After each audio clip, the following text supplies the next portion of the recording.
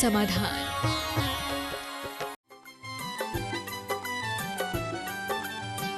इस कार्यक्रम के पुण्यार्चक हैं श्री चंद्रसेन विनोद कुमार जैन, रामपुर वाले, VKJ projects private limited, Dehradun. स्वर्गीय श्री कैलाश चंद्र जी सेठी व स्वर्गीय श्रीमती कमला देवी सेठी, कुचील, मदनगंज, किशनगढ़ वालों की पुण्य स्मृति में सेठी परिवार व मुंबई निवासी सुपुत्र राजेंद्र सेठी, पुत्र वधू वर्षा सेठी, पौत्र शिखर सेठी, पौत्री कनुप्रिया सेठी। श्री प्रदीप जैन, श्रीमती अमिता जैन, ईटानगर, अरुणाचल प्रदेश, पुत्र केतन जैन, पुत्री Chelsea Jain, MS Raj steel, MS Raj tiles and sanitary, MS Raj electrical, nearest gate के पास, जिला पप्पुमपारे, निर्जुली, अरुणाचल प्रदेश। श्री जतिन शाह, श्रीमती डॉक्टर कल्पना जे शाह, पुत्री मुग्धा, अभिजीत शाह, डॉक्टर केतकी, तुषार शाह, पौत्र पौत्री आदि, आभा, आयु, आनंद प्रतिष्ठान, Anand polyclinic and Manchakshu eye hospital, Dhulia, Maharashtra. Muzaffarnagar, Uttar Pradesh. Shri RP Jain, Shrimati Mamta Jain. भगवान की जय जय जय। बोलिए प्रातः स्मरणीय संत शिरोमणि परम पूज्य 108 आचार्य गुरुवर विद्यासागर जी मुनि महाराज की। बोलिए गुणायतन प्रणेता, शंका समाधान प्रवर्तक, परम पूज्य 108 गुरुवर श्री प्रमाण सागर जी मुनि महाराज की जय जय जय। यहाँ के हबीबगंज स्थित जिनालय में जो सहस्रकूट का निर्माण चल रहा है, उसमें विराजित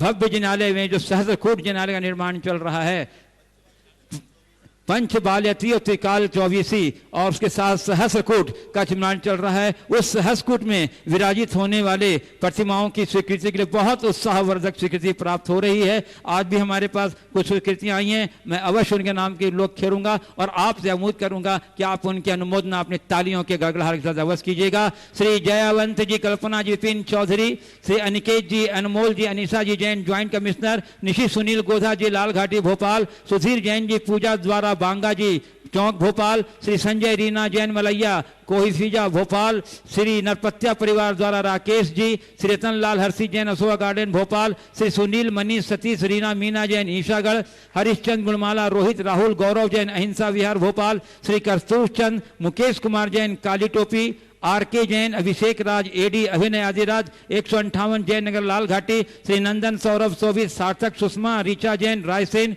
Shri Bagmal ji, Neelkamal, Prabhat Kumar Pavaiya Bhopal, Shri Navrang sari house, 16B main road, new city, Shri Sunita Samyak, Kavita Jain, Akshara Jain, Panchsheel Nagar Bhopal, Shriman Ritesh Piyush Chaudhary, Ashok garden Bhopal, Shri Lokendra Rakesh Ritesh Arihant, 10 Jain, Sonagiri Bhopal, Shri Magan Lal Vinod Kumar Poonam, Diksha ji Jain, Amrapali परिवार जैन नगर भोपाल, श्री नाथुराम जिनेत कुमार अजय, अभय कुमारी जैन, लोहारी वाले कोलार भोपाल, श्री सुशीला अनिता डाली, सुधीर नीलम तनिषा, असद जी गंज बसोदा, श्री अनिल जी जैन, सहयाद्री परिसर भोपाल, श्री धर्मचंद जी जैन भानपुर, श्रीमती कल्पना S रतनलाल, श्री गौरव जिनेन जी जैन, सिद्धार्थ लोक सिटी भोपाल, श्री श्रवण कुमारी जैन, टुंडला फिरोजाबाद, श्री अनूप कुमार अखिलेश कुमारी जैन, गौतम नगर भोपाल, श्री श्रेयान सुशील प्रद्युम्न संजय पीयूष सागरी जैन, पीर गेट भोपाल, श्री किशन कुमार कुणाल कुमारी जैन, भिंड वाले गाजियाबाद, श्रीमती शीला अशोक राहुल विवेक रश्मि जैन, केसली वाले अहिंसा विहार भोपाल, श्री अनिल सुषमा उदित पायल जैन, लाल घाटी भोपाल, श्रीमती शारदा संजय रेखा जैन, नयापुरा भोपाल, श्रीमती प्रतिभा जी जैन, शाहपुरा भोपाल, श्री इंजीनियर विक्रांत जी जैन, सिवनी बालाघाट, श्री निहाल कुमार जी जैन, अशोका गार्डन भोपाल, श्री केवल चंद जी, अनिल जी जैन, आनंद ट्रेवलर्स भोपाल। इन लोग की स्वीकृति प्राप्त हुई है, जिन लोगों ने स्वीकृति पाई है वो अपना फॉर्म अवश्य भरें और अपना मोबाइल नंबर अवश्य उल्लेख करेंगे। और चलिए अब बंधुओं, आज इस आयोजन के मध्य विशेष अतिथि के रूप में हमारे यहाँ कुछ अतिथि पधारे हुए हैं। मैं उनकी यहाँ आयोजन समिति और सब पूरी भोपाल के समाज की ओर से उनका अभिनंदन करता हूँ और उन्हें आमंत्रित कर रहा हूँ। श्री प्रभात जी शाह जो मुंबई से पधारे हैं, अध्यक्ष श्री क्षेत्र कमेटी हैं, आए और उनका सम्मान करेंगे यहाँ के आयोजन समिति भावभीना। और इसी क्रम में हमारे बीच श्री सुरेन जी गंज बसौदा जो महामंत्री हैं 2000 महासंघ के, वो भी यहाँ पधारे हैं, उनका भी सम्मान यहाँ का आयोजन समिति करेगी। और इस सम्मान के क्रम में आप अपनी तालियों का अवदान देकर सम्मान की गरिमा को बढ़ाएंगे। बंधुओं, ये सब गुरु चरणों के अनन्य भक्त हैं, समाज के एक स्तंभ हैं।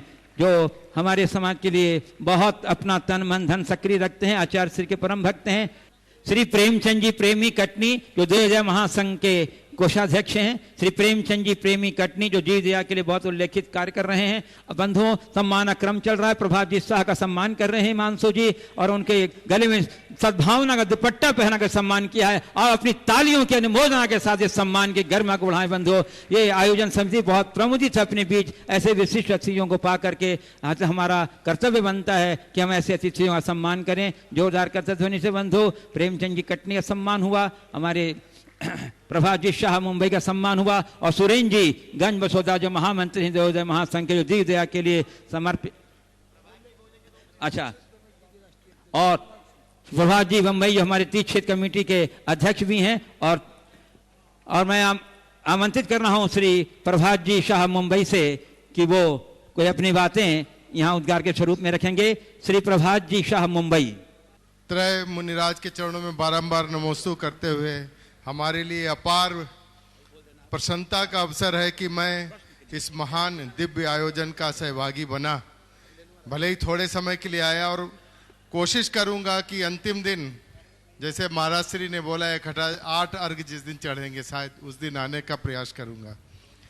अभी महाराज जी के प्रवचन से मेरे मन में एक बात आई, जैसे पद को हमें मिला है उस पद के साथ कितना न्याय करना है। मैं अपने अंतर्द्वंद से बहुत अंतर्द्वंद में हूं कि मुझे तीर्थ क्षेत्र कमेटी का पद मिला है, और इस पद की गरिमा ये होनी चाहिए कि ये पंथ निरपेक्ष हो, और इसको पंथ निरपेक्ष ले जाने के लिए मैं बहुत प्रयास करता हूं। कभी कभी असफल हो जाता हूं। महाराज श्री से पूछता हूं कि मैं आशीर्वाद चाहता हूं, मैं इसके लिए पूर्ण न्याय कर सकूंगा कि नहीं कर सकूंगा, उसके लिए मार्गदर्शन हमें दें, जिससे भारत की समाज को भी कुछ मार्गदर्शन मिल सके। देखिए, ये जैन समाज के लिए, बड़े दिगंबर जैन समाज के लिए विशेष गौरव का विषय है कि हमें प्रभात शाह जैसा समर्पित निष्ठावान व्यक्ति भारतवर्षीय तीर्थ क्षेत्र कमेटी को नेतृत्व देने के लिए मिला। आपने जो भाव व्यक्त किया कि मैं पंथ निरपेक्ष होकर तीर्थ क्षेत्र कमेटी को लेकर के चलूं, बिल्कुल हम लोगों का आशीर्वाद यही है कि तीर्थ क्षेत्र कमेटी को पंथ निरपेक्ष होकर के ही चलना चाहिए, और तीर्थ क्षेत्र कमेटी को आगे चल कर के एक ऐसा चरित्र प्रकट करना चाहिए कि हमारी समाज से पंथवाद ही समाप्त हो जाए। हमें तो जो चाहे दिगंबरों के अंत पंथों के अंदर की बात है या दिगंबर श्वेतांबर की बात है, आज समय बदल गया। अब आपस में उलझने का वक्त नहीं, अब एक होने का वक्त है। अब पूरी समाज को एक होना चाहिए और हमें अपनी सोच को बदलना चाहिए। छोटी छोटी बातों में यदि हम अपने जी को उलझा कर रखेंगे तो समाज की प्रगति कभी नहीं हो सकेगी, प्रगति अवरुद्ध होगी।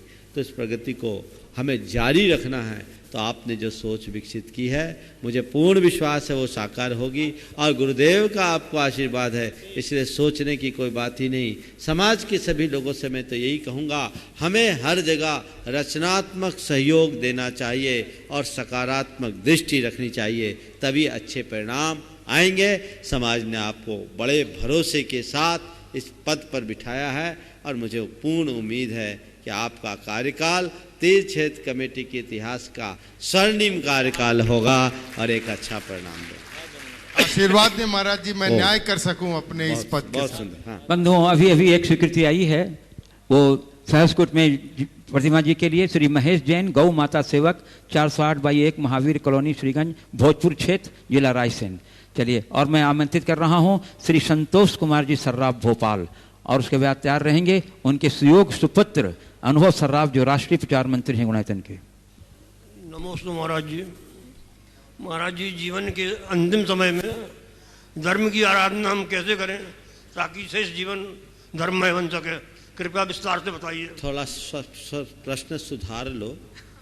जीवन के अंतिम समय में धर्म की आराधना कैसे करें? अभी तुम्हारा अंतिम समय नहीं है, तुम्हारे पास बहुत समय। सवाल को सुधार कर ऐसे बोलो कि जीवन के अंतिम समय तक हम धर्माराधन कैसे करें। अरे भाव होना चाहिए। मनुष्य की जीवेशना कभी मंद नहीं होनी चाहिए। अपने जीवन के प्रति हर पल उत्साह रहना चाहिए। आप थोड़े अस्वस्थ हो, लेकिन इतने अस्वस्थ नहीं हो कि बिस्तर पकड़े हो। हमारे सामने खड़े हो, इसलिए सोचो मत, अपनी जिंदगी आनंद से काटो।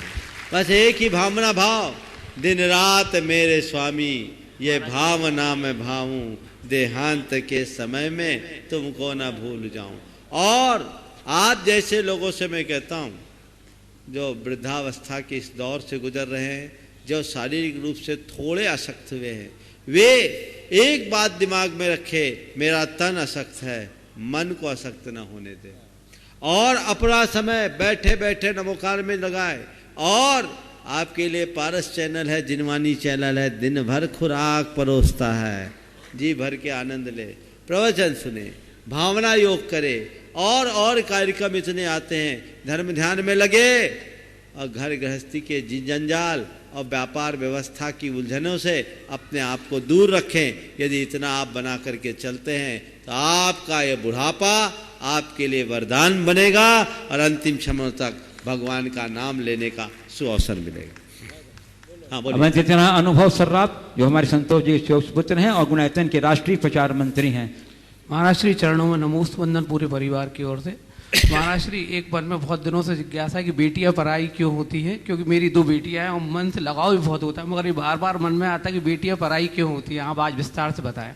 देखो, ऐसा होता है, मनुष्य को जब कोई मूल्यवान चीज़ उसके पास होती है और उसे किसी वजह से किसी को देना पड़ता है तो मन में दर्द होता है कि नहीं होता।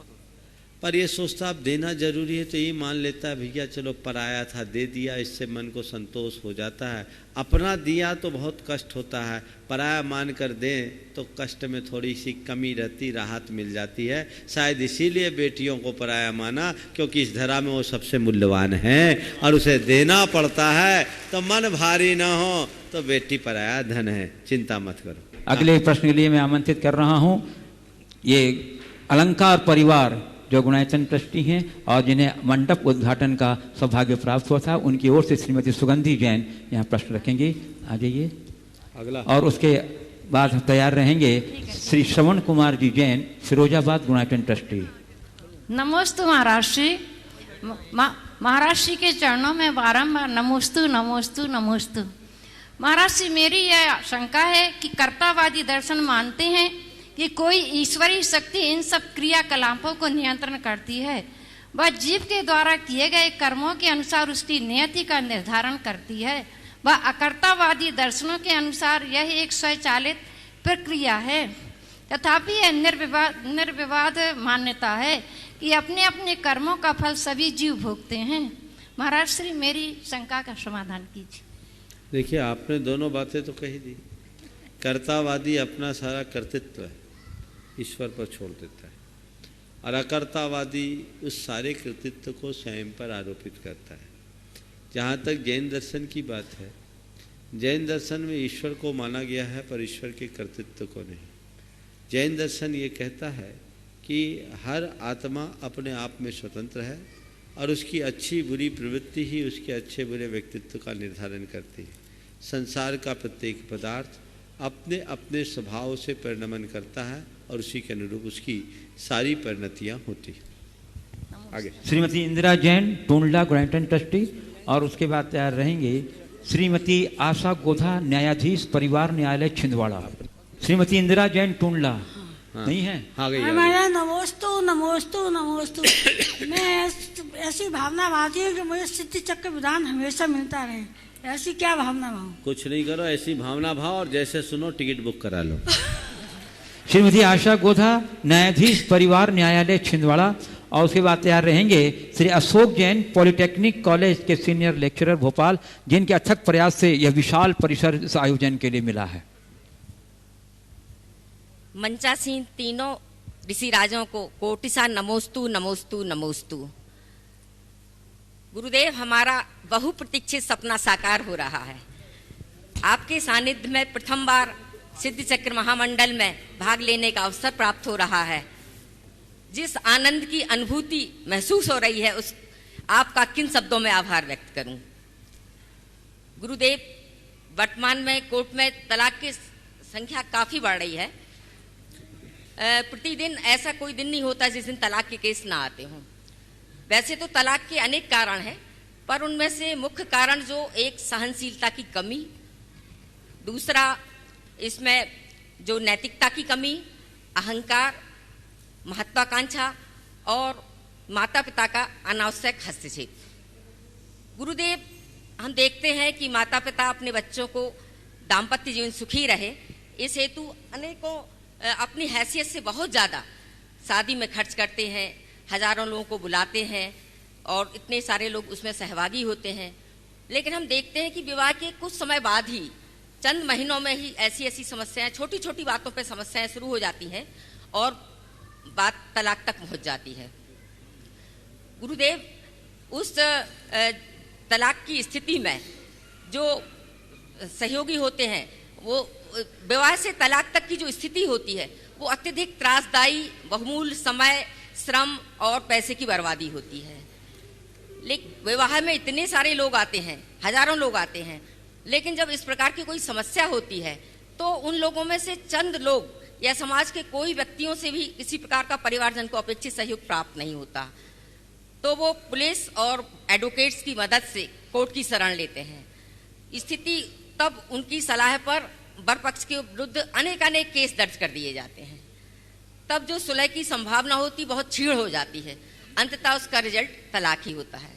तो गुरुदेव, माता पिता बच्चों को आपका इस बारे में, इस अपनी स्थिति से बचने के लिए क्या संदेश है और समाज की इसमें क्या भूमिका होना चाहिए? देखिए, आपने एक बड़ा ज्वलंत मुद्दा यहाँ उपस्थित किया है। जिस तरह से आपने इस पूरे के पूरे प्रकरण को उपस्थित किया है, ये इस पूरे के पूरे प्रकरण का स्पष्ट खुलासा करता है। आज ये हमारे सामने एक बड़ी समस्या है। जैन संस्कृति की दृष्टि से अगर देखा जाए, जैन क्या यदि भारतीय संस्कृति की दृष्टि से देखें तो तलाक समाज का कलंक है। हमारे यहाँ दो मार्ग है, या तो विवाह या वैराग्य, बाकी विवाह विच्छेद का कोई मार्ग नहीं है। व्यक्ति को विवाह करने से पूर्व विचार करना चाहिए, और चाहे वर हो या वधू, विवाह के बाद पानी ग्रहण संस्कार से बंध जाने के बाद पूरे जीवन उसे निभाना चाहिए।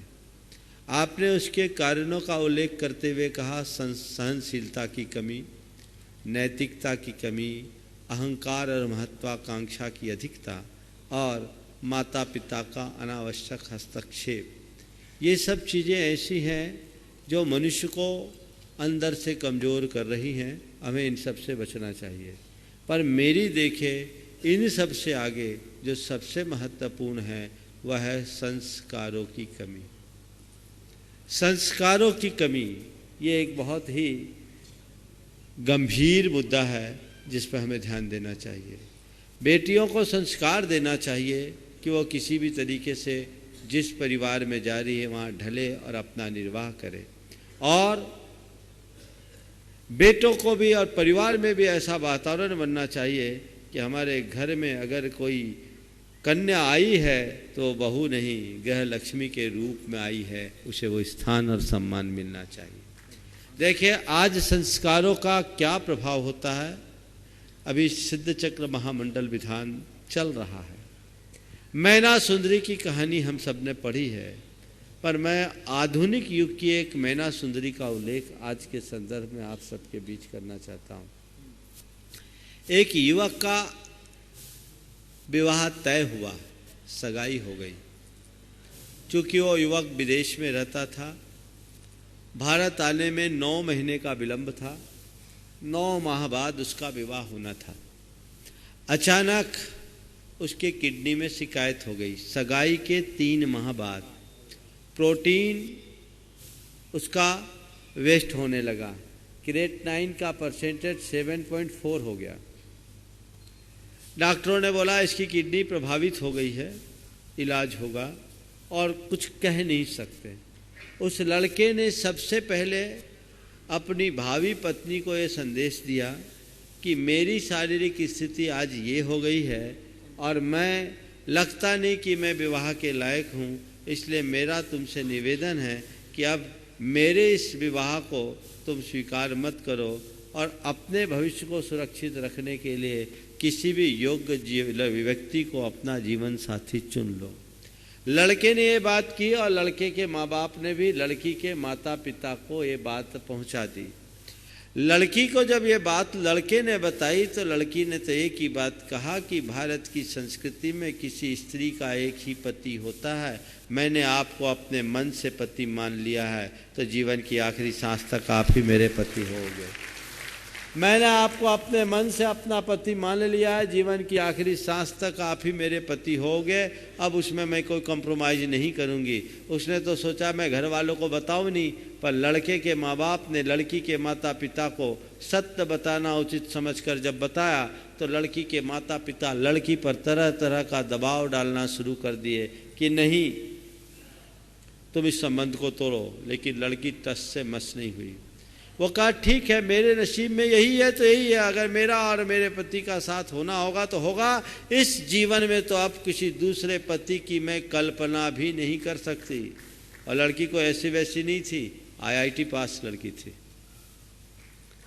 एक मल्टीनेशनल कंपनी में जॉब करने वाली लड़की थी, पर संस्कार उसके देखिए, अब इस जीवन में मेरा कोई भी होगा तो वही होगा। वो एकदम मानने को राजी नहीं। जब लड़की नहीं मानी, लड़के के ऊपर बात गई तो बात फिर लड़के ने कहा ठीक, अगर आप इसके लिए तैयार हो तो मैं विवाह तो करूंगा, पर ठीक हो जाने के बाद। लड़के की बात को देखिए, जब तक मैं ठीक नहीं होऊंगा विवाह नहीं करूंगा। लड़की को लोगों ने न जाने कितने प्रकार से समझाने का प्रयास किया, लड़की अटल मेरू की तरह स्थिर रही और उस लड़की का इलाज चला। करीब 18 महीने के इलाज के बाद ठीक हो गया, उसका विवाह भी हो गया और एक बच्चा भी हो गया। ये संस्कार है।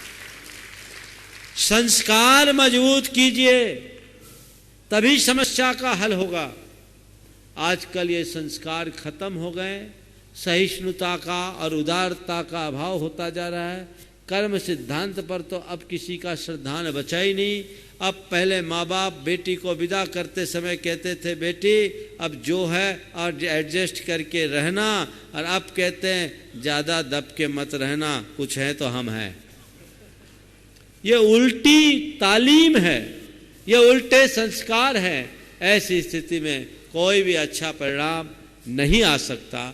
इसलिए अच्छे परिणाम को लाने के लिए हमें इस बिंदु पर बहुत गंभीरता से विचार करना चाहिए। आए दिन इस तरह की घटनाएं आती है, और एक परिवार में तो ऐसा जिनकी 3 बेटियां और तीनों का तलाक हुआ और तीनों ने वर पक्ष से मोटी रकम ऐठी। अब बताओ, ये तो धंधा बना लिया लोगों ने। ये मैं किस्सा नहीं सुना रहा, यथार्थ बता रहा हूं। वर पक्ष से मोटी रकम और तीनों बेटियों की तीनों की तलाक, ये दोनों तरफ से ज़्यादा हो रहा है और कानूनों का दुरुपयोग है। आप तो जज हैं, आपने इस चीज़ को अच्छे तरीके से महसूस भी किया होगा।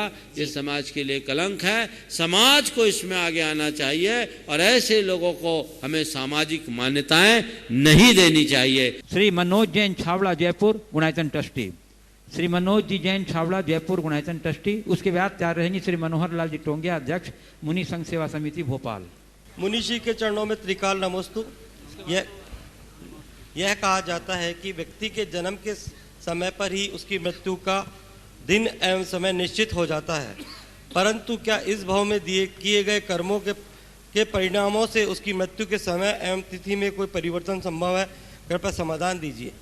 देखिए, बात बिल्कुल सही है। ये यथार्थ है कि जब हमारा जन्म होता है तभी मृत्यु सुनिश्चित हो जाती है, क्योंकि जातस्य मरणम ध्रुवम ध्रुवम मृतस्य जन्मस्य। जन्म लेने वाले का मरण निश्चित है और मरने वाले का जन्म सुनिश्चित है, लेकिन मृत्यु तय है, मृत्यु की तिथि तय नहीं। बहुत कुछ हमारे ऊपर निर्भर करता है। अगर मनुष्य कुछ लापरवाही करे तो अकाल में भी जा सकता है। आयु को बढ़ाने की व्यवस्था तो नहीं, पर असमय में मृत्यु हो सकती है। श्री मनोहर लाल जी टोंगिया अध्यक्ष मुनि संघ सेवा समिति भोपाल। उसके बाद तैयार रहेंगे श्री नरेंद्र जैन वंदना महामंत्री महोत्सव समिति। नमस्तु महाराज जी, रेवा नमस्तु नमस्तु नमस्तु, मुनि संघ नमस्तु। महाराज जी, मेरा प्रश्न है, वर्तमान समय में जैन समाज में बेवनस बन रहा है सभी सामाजिक संस्थाएं अपने अपने हिसाब से अलग अलग तरीके से कार्य करती है। इसमें धर्म की जो प्रभावना होनी चाहिए वह नहीं हो रही है, वह नहीं हो पाती है। एक समय समाज का वर्चस्व जैसा होना चाहिए वैसा नहीं है। सामाजिक एकता और धर्म प्रभावना अच्छी तरह से हो, इसके लिए सामाजिक संस्थाओं, विभिन्न ट्रस्टों और समाज को क्या करना चाहिए? महाराज जी, मेरे प्रश्न का ये उत्तर। देखिए, समाज है, समाज में संस्थाएं हैं, ये तो होगी। इतनी बड़ी समाज तो संस्था और संगठन होंगे, और मेरी दृष्टि में इनका होना कहीं बुरा नहीं है, बल्कि कहीं न कहीं इससे हमारे समाज की प्रगति। संस्थाएं बाधा नहीं है, संगठन बाधक नहीं है, बाधक है संस्थावादी मनोवृत्ति। जब कोई व्यक्ति किसी संस्था से संबद्ध हो जाने के बाद अपने आप को उसी संस्था से सीमित कर लेता है और एक प्रकार की साम्राज्यवादी नीतियों को अपनाना शुरू कर देता है, तो उस मनोवृत्ति से समाज में बड़ी कलुषता और कटुता फैलती है।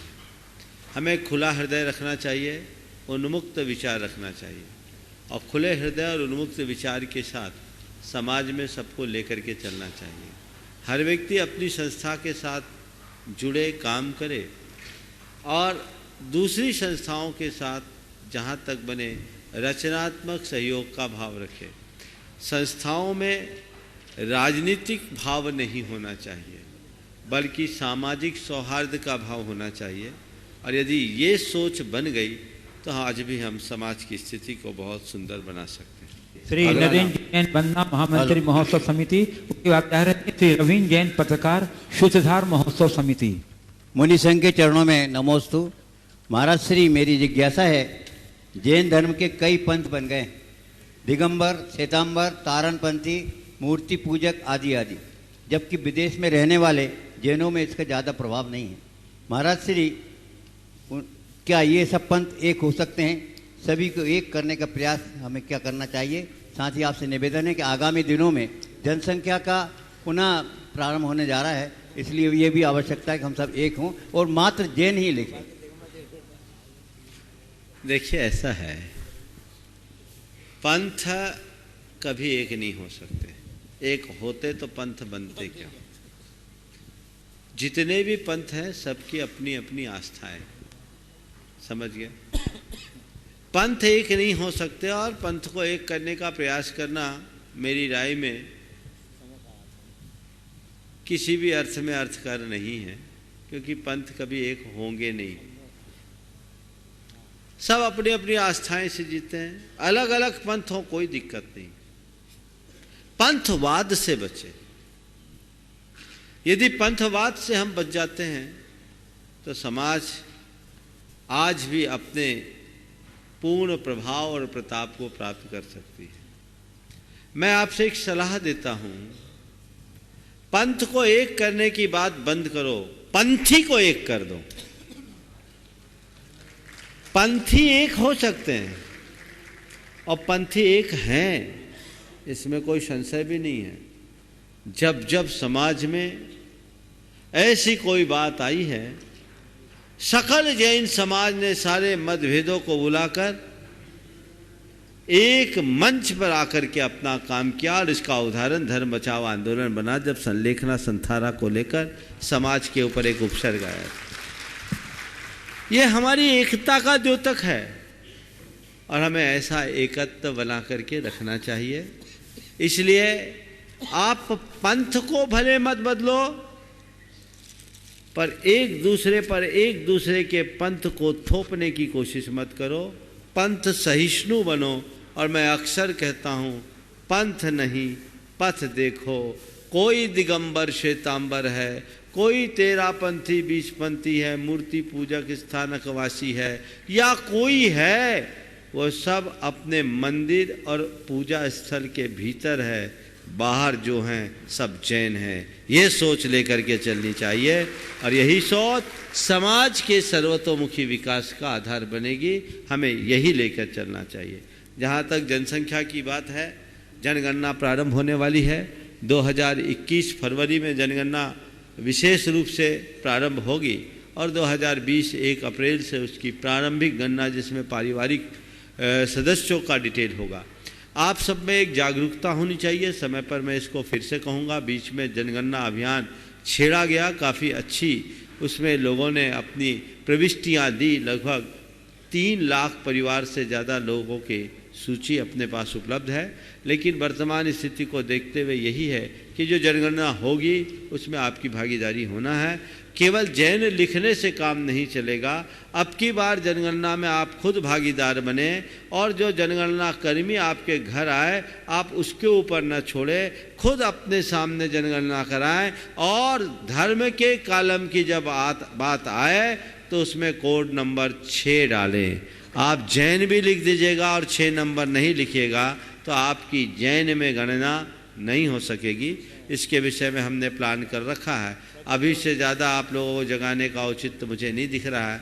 जनगणना प्रारंभ होगी उससे पहले 6 महीने पहले से इस बात को नियमित प्रचारित करके इसका परिणाम पाया जा सकता है। पर हाँ, सब लोग जागरूक हो। जैन समाज प्रबुद्ध समाज है, हर कोई टेक्नोलॉजी से जुड़े हुए हैं, इसलिए इसे जन जन तक हमें फैलाने की तैयारी अभी से कर लेनी है ताकि जब कभी भी सेंसस की बात आए, जनगणना हो, हम तथ्यपूर्ण जानकारी सभी तक पहुँचा सकें।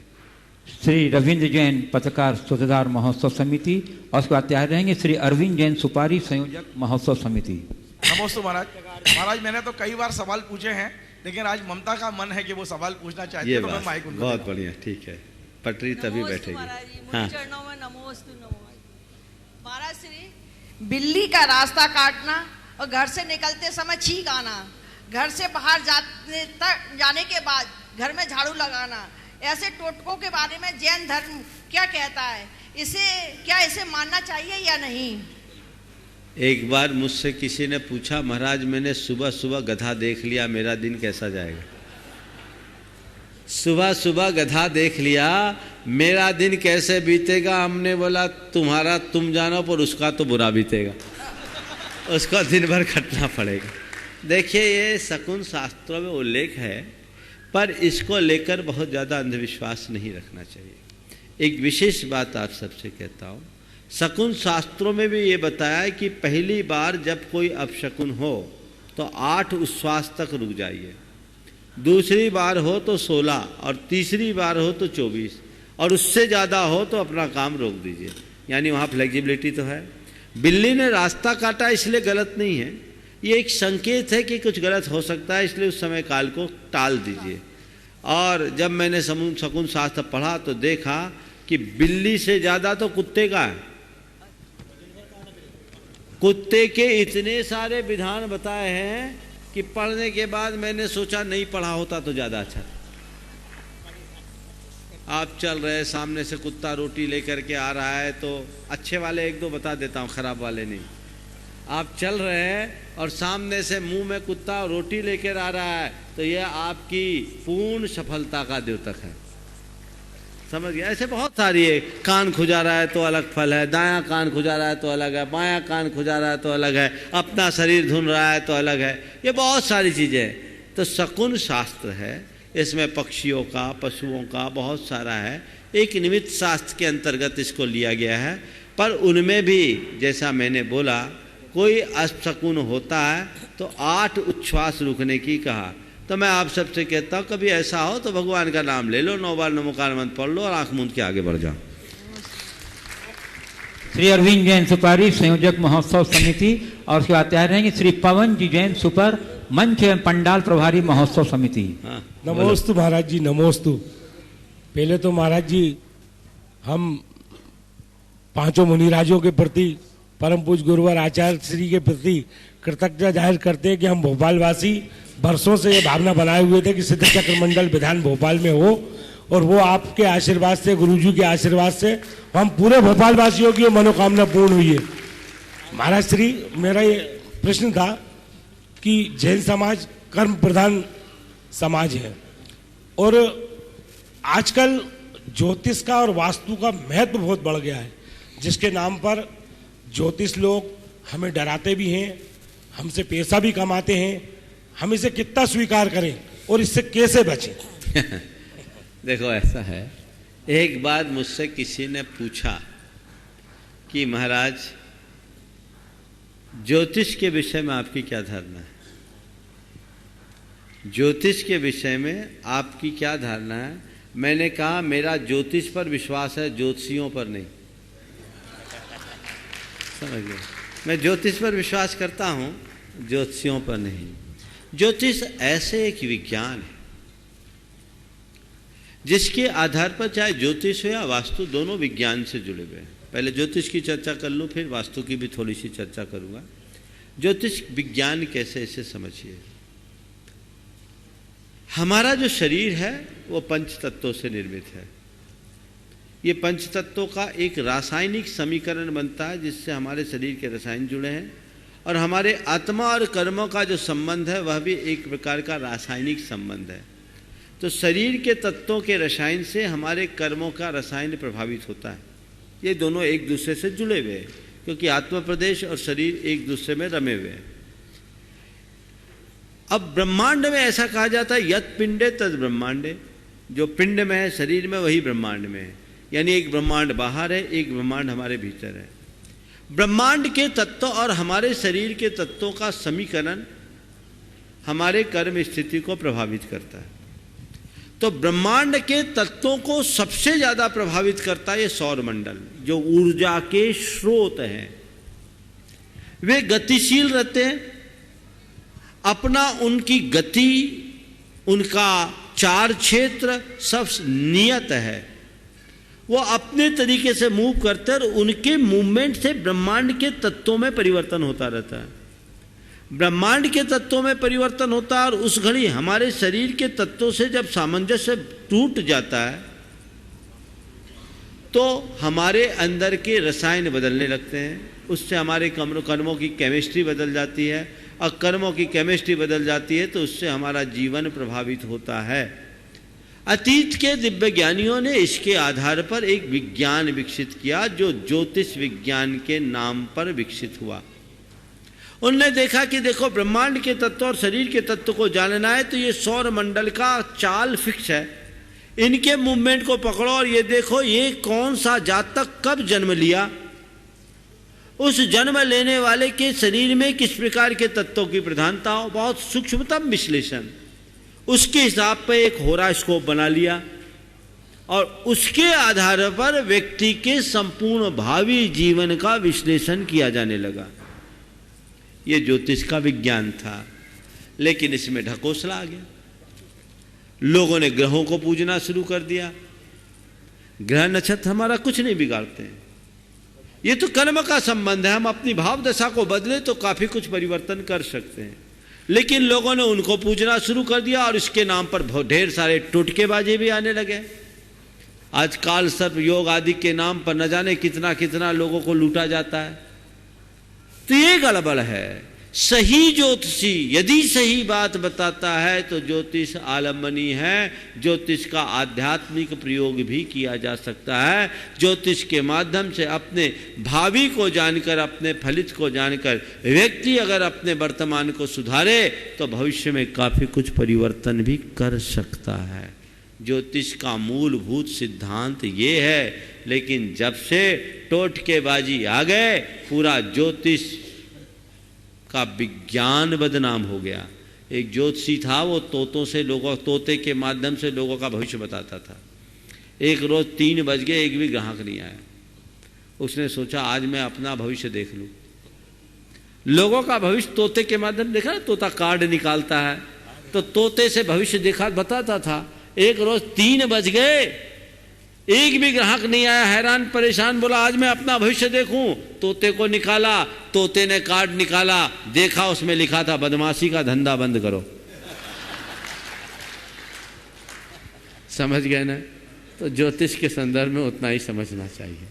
इसी तरह वास्तु क्या है? चुंबकीय तरंगे सर्वत्र प्रवाहित होती है, उससे हमारे तन मन पर असर पड़ता है, हमारे स्वास्थ्य पर असर पड़ता है, हमारी भावधारा पर असर पड़ता है। तो हमें उसी के आधार पर, जैसे वास्तु का मतलब है द्रव्य क्षेत्र काल भाव में क्षेत्र की शुद्धि, तो उस तरीके से वास्तु का अर्थ था मकान, भवन। आप उसे जब निर्मित करें तो उसको उसी तरीके से करें। लेकिन आजकल वास्तु के नाम पर वास्तु का हवा बन गया, और छुटभैया वास्तुविद तो ऐसे हैं कि बस कुछ भी हो तो केवल वास्तु, कुछ भी हो तो केवल वास्तु, कुछ भी हो तो केवल वास्तु। ध्यान रखने की बात केवल यह है, वास्तु को मानो पर वास्तविकता को साथ। वास्तु ही सब कुछ नहीं है, तुम्हारा कर्म भी कुछ है। खुद वास्तु के शास्त्र कहते हैं जब तक मनुष्य का स्टार बुलंद है तो वास्तु के दोष उसका कुछ बिगाड़ नहीं कर सकते। मैं आप सबको याद दिलाऊं, वास्तु के एक बहुत बड़े विज्ञान ज्ञानी हैं आर पच्चीकर, यही भोपाल भी आए थे, चौक के मंदिर उनके मार्गदर्शन में करवाया, रायपुर वाले, गोंदिया वाले। यहाँ का विधानसभा नया उन्हीं ने सुधरवाया। उनके विषय में बताया कि उनकी 2 बेटियां थी, 6 फीट 3 इंच 6 फीट 4 इंच, उनका विवाह नहीं हो रहा था। उनके 2 बेटे भी बहुत ज़्यादा सफल नहीं थे। उनको लेकर के जो मेरे पास आते थे, एक चार्टर्ड अकाउंटेंट थे, उन्होंने एक दिन मुझसे कहा, उनके सामने कहा कि महाराज जी ये सारी दुनिया का वास्तु सुधारते, अपना नहीं सुधार पा रहे। तो ऊंचा पूरा कद तो था ही, पर्सनालिटी उनकी अलग थी। उनने ऐसे इशारा करके कहा, बोले महाराज इसको मानते हैं? बोले वही तो सब है। बोले बस इसके आगे वास्तु कुछ नहीं है। ये किस व्यक्ति ने कहा? ये आर पच्चीकर ने कहा, जो आपके देरी पर पैर रखते आपके घर की स्थिति बता देता था। इसलिए वास्तु को मानो पर वास्तु के हवा से बचो। बदमकानी सेठी कार्य भारी उसकी बात तैयार रहेंगे। इस पर गुरुवार को नमोस्तु। गुरुवार हम जैन धर्मावलंबी हैं और अपरिग्रह को जैन धर्म का महत्वपूर्ण सिद्धांत मानते हैं, जिससे हम अपने जीवन में सुख शांति, अपरिग्रह को हम जीवन का सुख शांति और आगे बढ़ने का एक माध्यम मानते हैं। वस्तुस्थिति यह है कि हम एक्चुअल में अपरिग्रही नहीं होते हुए सब परिग्रही हैं। जीवन में हम रुपया पैसा धन दौलत वैभव को ही शायद सुख शांति मानते हैं, जो हमारे दुखों का कारण है। तो गुरुवार मेरा प्रश्न ये है कि हम ऐसा क्या संचय करें, ऐसा क्या परिग्रह करें जिससे वास्तविक हम सुखों की प्राप्ति कर सकें। मेरा निवेदन है। जय गुरु। देखिए बात बिल्कुल सही है, अपरिग्रह हमारा मूल आदर्श है और आपका कहना ये सही है कि अपरिग्रह को आदर्श मानने के बाद भी ज़्यादातर लोग परिग्रही बन गए। इसी भोपाल में मुझसे एक पत्रकार ने एक सवाल किया था जब मैं 1995 में यहाँ था कि जैनों में अपरिग्रह की बात की गई है पर ज़्यादातर जैनी परिग्रही दिखते हैं, आज अपरिग्रह का आदर्श कहाँ खो गया। मैंने कहा नहीं, ऐसी बात नहीं है। ये जैन धर्म के अपरिग्रह की आस्था का ही परिणाम है कि भले जैनी आज परिग्रह से युक्त हैं, लेकिन जैनियों के मन में आज भी परिग्रह की आसक्ति कम है। ध्यान रखने की बात 2 है, एक सिद्धांत है और एक उसका अनुसरण है। हम अपरिग्रह को सिद्धांततः अपना आदर्श मानते हैं, पर कोई ज़रूरी नहीं कि जिसे हम सिद्धांततः अपना आदर्श माने उसका अनुकरण पूरी तरह करें ही। बहुत सारी चीज़ें हैं, आप दिगंबरत्व को अपना आदर्श मानते हो कि नहीं मानते हो? पर दिगंबर हो पाए क्या? नहीं हो पाए गुरु। नहीं हो पाए ना। क्यों? हमारा इष्ट दिगंबरत्व है। ये हमारी दुर्बलता है कि हम दिगंबरत्व को धारण नहीं पा रहे। इसी तरह अपरिग्रह हमारा उच्च आदर्श है, पर यह हमारी कमजोरी है कि हम अपरिग्रह को आत्मसात नहीं कर पा रहे हैं। तो अपरिग्रह को आत्मसात भले ना कर पाए, पर हम अपरिग्रह को अपना आदर्श मानते हैं। इसी वजह से धन संग्रह करने के बाद भी ये दृष्टि अपने अंदर रखते हैं कि ये पाप है, जी का जंजाल है, मुझे आज नहीं कल छोड़ना है। छोड़ भले ना पाए, जोड़ने की रुचि ना हो, छोड़ने का भाव जगने लगे, जीवन बदल जाए। जब तक आप पूरी तरह से परिग्रह को आत्मसात न कर सको, कम से कम इतना तो सोचो कि ये परिग्रह जी का जंजाल है, पाप है। ये केवल जैन धर्म बताता है जो परिग्रह को पाप निरूपित करता है, बाकी दुनिया तो इसे पुण्य का फल मानती। तो ये जैन धर्म की विशेषता है और इसका ये परिणाम है कि अनेक लोगों ने जीवन भर धन जोड़ा भले, लेकिन जब मौका आया तो पूरा खजाना लुटा दिया। ये जैन धर्म का आदर्श है, तो हमें उसे ध्यान में रखना। नमस्ते गुरुदेव। श्री प्रमोद जी हिमांशु, अध्यक्ष दिगंबर जैन पंचायत ट्रस्ट कमेटी चौक भोपाल और एवं अध्यक्ष आयोजन समिति। और उसके बाद क्या रहेंगे श्री मनोज जैन बांगा, स्वागताध्यक्ष महोत्सव समिति। नमोस्तु भगवान, नमोस्तु नमोस्तु। बोलिए परम पूज्य आचार्य श्री विद्यासागर महाराज की जय। प्रभु आपकी कृपा से सब काम हो रहे हैं, करते हैं मेरे प्रभु और मेरा नाम हो रहा है। पूज्य महाराज जी से निवेदन है, कृपया आप धर्म का प्रभाव क्या क्या होता है, धर्म का प्रभाव क्या क्या हो सकता है, और हमको सामाजिक धर्मों जो मंदिरों के देख रेख के लिए जो जिम्मेदारी समाज द्वारा दी गई है उसमें हम लोग किस तरह से निर्वाह करें महाराज जी। और दूसरा महाराज जी, मेरे से किसी का दुख देखा नहीं जाता, उसके लिए कुछ ऐसा सॉल्यूशन बता देंगे। काफ़ी उसके लिए मेरे चिंता रहती है, पीड़ा रहती है। कोई भी कुछ आ जाए तो मुझे लगता है कि इसकी सेवा, इसकी कुछ ना कुछ मदद करनी चाहिए, तो लेकिन उसके कारण से मेरा कई बार दिक्कत भी होती है। कृपया आप मेरे को 3 सवाल आपने। जी महाराज जी। पहला सवाल आपने पूछा धर्म का प्रभाव क्या होता है। देखिए, धर्म के प्रभाव की बात मैं आपको केवल इतना कहता हूँ, आपके जेब में पैसा है, पैसे को क्या बोलते हैं? परिग्रह बोलते हैं ना, माइक पे बोलो। जी जी महाराज। है ना? जी महाराज। जब तक जेब में पैसा, वो क्या हुआ? परिग्रह। जेब से निकाल कर आपने मंदिर के गुल्लक में डाला, वो क्या हो गया? त्याग। दान। हाँ जी, दान हो गया। क्या हो गया? दान हो गया। दान। परिग्रह पाप था, दान धर्म। तो क्या हुआ? धर्म के प्रभाव से पाप भी पुण्य में बदल जाता है। आ गई समझ में? जो पतित को पावन बना दे, पामर को परमेश्वर बना दे, कंकर को शंकर बना दे और अकिंचन को महान बना दे, वो धर्म है। नर को नारायण बना दे, वो धर्म है। तो धर्म का ये प्रभाव है, समझ गए?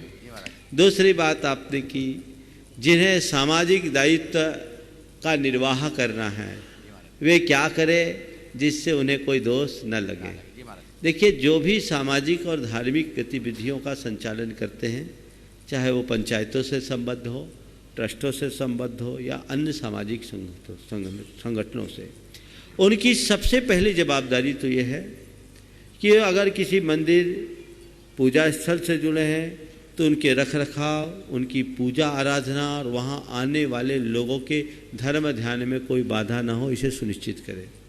इसके साथ साथ हमारे आचरण और व्यवहार से सामाजिक और सांस्कृतिक जो हमारी परंपराएं और संहिताएं हैं वो सुरक्षित रहे, वो खंडित नहीं होनी चाहिए। केवल हम अपने मंदिर तक अपने आप को सीमित रखें, पूजा अर्चा के रख रखाव तक सीमित रखें, तो ये बात प्रशंसनीय नहीं है। हमें चाहिए कि हम कुछ ऐसी प्रतिबद्धता सुनिश्चित करें जिससे हमारी धार्मिक, सामाजिक और सांस्कृतिक परंपराएं भी सुरक्षित रह सके। ये हमारा प्रयास होना चाहिए और समाज में एक सौहार्द का वातावरण बनाना चाहिए। इन सबको ध्यान में रख कर के अगर चलेंगे तो बहुत अच्छी परंपरा बन सकती है। और ये देखना चाहिए कि जाने अनजाने में हमसे कोई पाप या अपराध तो नहीं हो रहा है। कई बार एक एडमिनिस्ट्रेशन के निमित्त से भी गलतियां हो जाती है, जिसमें हमारा इरादा वैसा नहीं होता लेकिन देखने में ऐसा आ जाता है। उसकी समीक्षा करनी चाहिए और उसका रास्ता ढूंढना चाहिए कि इसे हम कैसे सुधार सकते हैं। यदि वो सुधार करे तो उसके बहुत अच्छे परिणाम आ सकते हैं। और तीसरा सवाल आपने किया किसी का कि दुख नहीं सहा जाता है, तो बहुत अच्छी बात है। पर दुख कातरता एक बहुत बड़ा गुण है और संवेदनशील हृदय में ही ये विकसित होते हैं। हमारे यहाँ कहा गया क्लिष्टे सुख जीवे सुख कृपा परत्वम। क्लिष्ट जीवों के प्रति कृपा परत्व बनना हमारे जीवन का एक गुण होना चाहिए। तो ये हो। अब रहा सवाल परेशानी होती है, उस समय एक ही प्रार्थना करो, हे प्रभु मुझे इतना समर्थ बना दे, हे प्रभु मुझे इतना समर्थ बना दे कि मैं सबके दुख को हर सकूं और अपने आप काम हो जाए। नमस्ते। श्री मनोज जैन, बांगा स्वागताध्यक्ष महोत्सव समिति। नमोस्तु महाराज श्री। तीनों महाराज श्री के चरणों में बारंबार नमोस्तु। परम पूज्य आचार्य गुरुवर श्री विद्यासागर जी महामुनिराज की जय। महाराज श्री, आपकी उपस्थिति में शंका तो कोई नहीं है ही नहीं। जिज्ञासा ये है कि जब कोई मनुष्य जैनेश्वरी दीक्षा धारण करते हैं तो क्या उनको रिद्धियाँ सिद्धियाँ आदि प्राप्त हो जाती हैं? दूसरा एक मार्गदर्शन चाहिए था, चूँकि आचार्य भगवान और आप सब मुनिराजों के आशीर्वाद से मुझे हबीबगंज मंदिर निर्माण में कुछ अपनी जवाबदारी निभाने का अवसर प्राप्त हुआ है।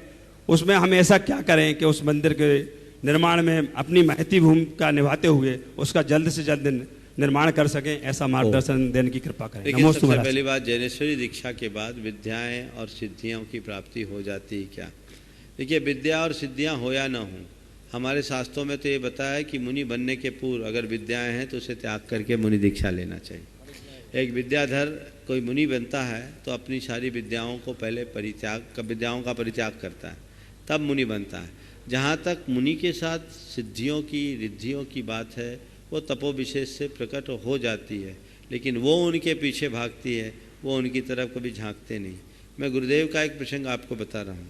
1993 में रामटेक में प्रवास था।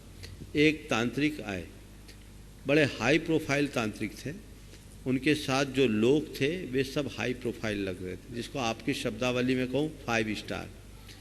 वेशभूषा, चमेली का फूल हाथ में, रेशमी कपड़े, माथे पे तिलक, त्रिपुंड लगा हुआ, गले में रुद्राक्ष की माला। समझ में आ गया था कि ये कोई इस तरह के व्यक्ति है।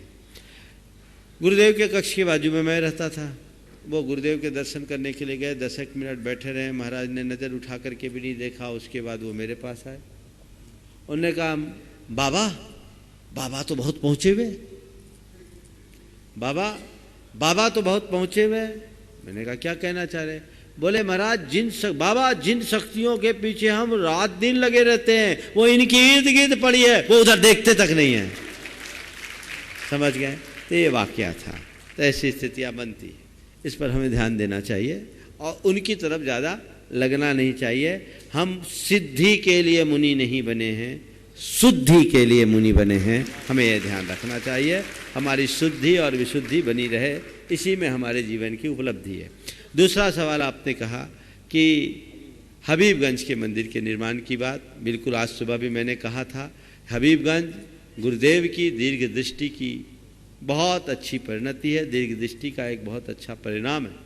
भोपाल वासियों के लिए गुरुदेव ने बहुत बड़ी कृपा की सौगात दी है, ऐसी जिसके बारे में कभी कोई सोच भी नहीं सकता था। 2000 में जिस हबीबगंज का शिलान्यास किया था वो पत्थर का मंदिर था, लेकिन बहुत छोटा था। मुझे क्या पता कि उसमें विलम्ब इसलिए आया क्योंकि वे राम बनकर आए और अहिल्या का उद्धार उन्होंने कर दिया। आज विशाल रूप हबीबगंज के मंदिर का जब मैंने अवलोकन किया, कितना विशाल स्वरूप उसका है। अभी तो थोड़ा ही रूप बना है, बनेगा तो पूरा हो जाएगा। मैं निर्माण कमेटी से और यहाँ के पंचायत ट्रस्ट से और समाज से कहता हूँ, जल्दी से जल्दी उसका निर्माण कार्य पूरा करो ताकि गुरुदेव के चरण दोबारा पड़े और उनके कर कमलों में प्रतिष्ठा हो। ये तब होगा जब आप अपनी मुट्ठी ढीली करोगे, अपना द्रव्य निकालोगे। आज सुबह बताया गया कि वहाँ कई मूर्तियाँ अभी पड़ी हुई है। एक छोटी सी बात मैंने की थी कि ये सुअवसर है सहस्रकूट जिनालय में अपने द्वारा जिनबिंब स्थापित करने का। भोपाल का एक घर नहीं बचना चाहिए जो भगवान की प्रतिमा को स्थापित वहाँ न कर सके। छोटी राशि जमा करके भी 100-125 रुपया रोज इकट्ठा करके भी आप वहाँ दे सकते हैं। आज प्रातःकाल काफ़ी 30 कितने नाम आए? 35 महाराज जी, 35 नाम आ गए और अभी लगभग 200 प्रतिमाएं बाकी है। इस विधान के समापन तक हो जाए तो इस विधान की सबसे बड़ी उपलब्धि होगी। जो भी लोग इस कार्यक्रम को देख और सुन रहे हैं, चाहे वो भोपाल वाले हों या भोपाल से बाहर के, वे इसमें अपना योगदान दे। समाज दान दे, कार्यकर्ता दान दे और योगदान दे। समय लगाए, रचनात्मक दिशा में लगे और एक दूसरे के पूरक और प्रेरक बन करके चले। एक मिसाल कायम करे कि गुरुदेव हम भोपाल के राजधानी के लोग हैं, हम तय समय से पहले मंदिर का निर्माण करने वाले हैं। पत्थर का निर्माण थोड़ा समय मांगता है, लेकिन हम एक ऐसा इतिहास रचाना चाहते हैं कि अन्य मंदिरों की तुलना में राजधानी का मंदिर शीघ्र से शीघ्र संपन्न हुआ है और बहुत अच्छे तरीके से करे। समाज मुट्ठी बांध के रखे, समाज नहीं कार्यकर्ता मुट्ठी बांध के रखे और समाज मुट्ठी ढीली रखे तो काम दिन दुनी रात चौगनी बढ़ते रहेगा। आपका ये कार्य शीघ्र संपन्न हो। और बंधुओं, हम आप तो केवल निमित्त मात्र हैं। ये सब गुरुदेव के चमत्कारी व्यक्तित्व का प्रताप है। जो इसमें सहभागी बन गया उसका ही सौभाग्य है। ये तो राम नाम की लूट है, लूट सके तो लूट, अंत समय पछताएगा, प्राण जाएंगे छूट। कहीं ऐसा न हो कि आपको फिर कहना पड़े अरे हम तो रह गए। शिखर जी के सहस्कूट के लिए बहुत लोगों ने नाम लिया, अभी भी मेरे पास आते, अब वहाँ भगवान ही नहीं बचे। तो कल कहीं ऐसा ना हो जाए कि हबीबगंज में भी वैकेंसी खत्म हो गई। इसलिए मौका लो और बुकिंग बंद होने के पहले अपना काम पूरा कर लो। इस प्रकार आज के इस सत्र को परम पूज्य गुरुदेव के चरणों में नमन अर्पित करते हुए यहीं पर विराम। बोलिए परम पूज्य आचार्य गुरुवर श्री विद्यासागर जी महाराज। बोलिए परम श्री प्रमाण सागर जी मुनि महाराज की, परम श्री प्रसाद सागर जी महाराज की, मुनिवर श्री अरह सागर जी महाराज की, मुनिवर श्री शैल सागर जी महाराज की, मुनिवर श्री निकलंग सागर जी महाराज की। इस कार्यक्रम के पुण्यार्चक थे श्री चंद्रसेन विनोद कुमार जैन, रामपुर वाले, VKJ projects private limited, Dehradun.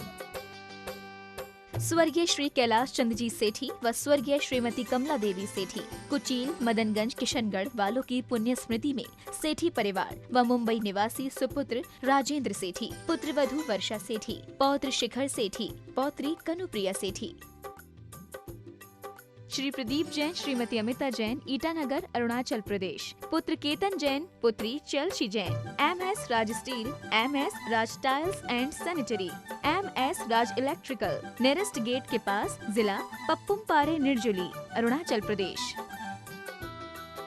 Shri Jatin Shah, Shrimati doctor Kalpana J Shah, पुत्री मुग्धा अभिजीत शाह, डॉक्टर केतकी, तुषार शाह, पौत्र पौत्री आदि, आभा, आयु, आनंद प्रतिष्ठान, Anand polyclinic and Manchakshu eye hospital, Dhulia, Maharashtra.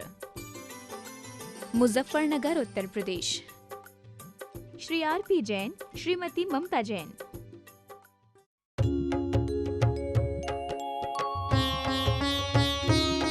शंका समाधान।